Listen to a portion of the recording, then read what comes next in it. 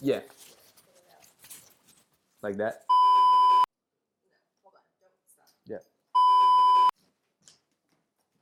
It's funny because my mom does this to me all the time. Sorry. No. He's gonna be in the studio and he's gonna see it. Right. No, yeah, my mom's always like, wait, fix it, wait.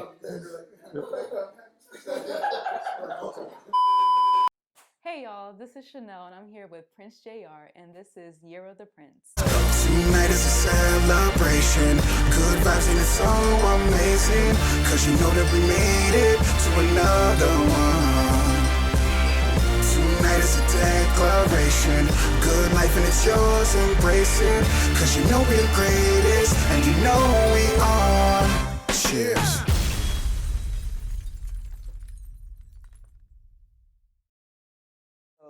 Visionary is definitely the big word, but then he also backs it up. Like, you know, some people could have amazing ideas and it just sits on the shelf, but literally, like, he hasn't told me this, but I'm pretty sure if any idea is sitting on the shelf, it probably just like eats him inside. Like, no, we need to do something with this. He's grown so much as an artist from the first time that I met him, from the first time I didn't know him, and someone showed me his music. He was really, you know, a rapidy rapper, and not that there's anything wrong with that, but you know, once we started connecting and linking up, and you know, he started, you know, really pushing his voice and singing and things like that.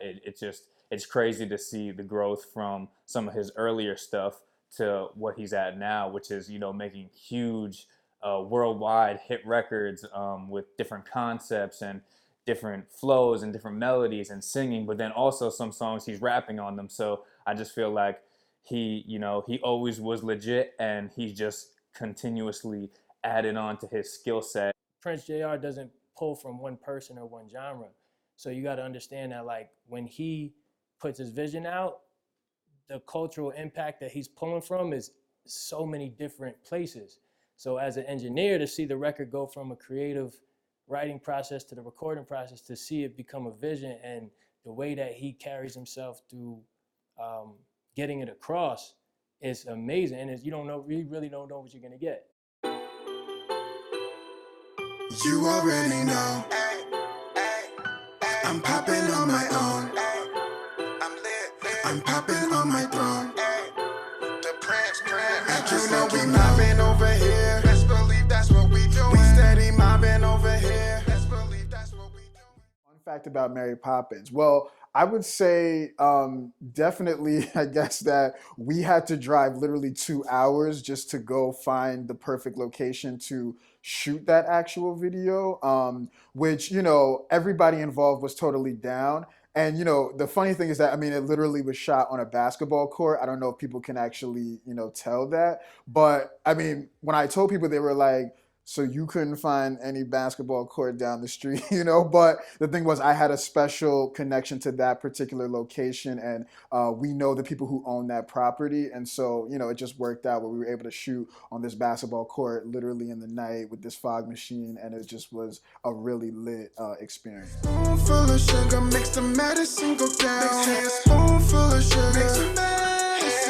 Say a spoonful of sugar makes the medicine go down. Makes the medicine go down. Haters hit the ground. So growing up as a kid, especially having a theater background, Disney movies, musicals, those were always things that inspired me. And so when you think of Prince J+R, it is a mixture. What I'm doing as an artist is I'm mixing a whole bunch of different genres and, you know, just cultures and iconic elements that really just, I think some people would say, oh, I've never heard of Mary Poppins, but I feel like, you know, most people would say they identify or at least know what it is. And I try to make it, you know, put a little twist on it. So I feel like for me, I was like, man, what if Mary Poppins was hood?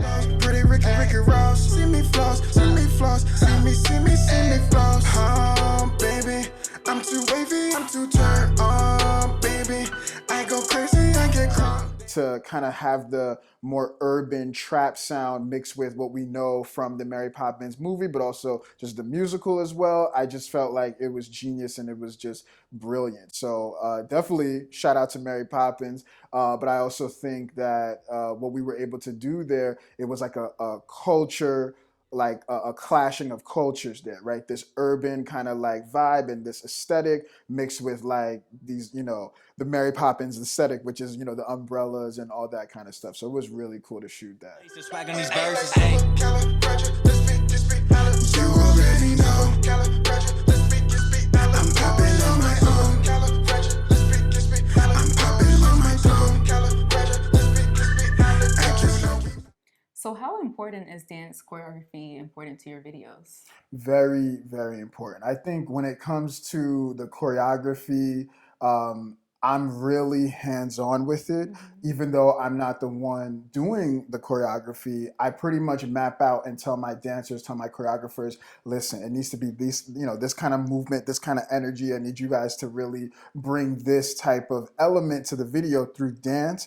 And so I feel like most of my videos do actually have dancers. They do actually have some form of choreography. You know, I like to think of myself as a good dancer. I'm a little bit more of a freestyle dancer, but I think what I really appreciate so much about dancers is how they're able to illustrate and tell the story of the song in the art, but just through a different form, right? Different format through movement. We mobbing over here. Let's release, that's what we do. We steady mobbing over here. Let's release, that's what we do. We very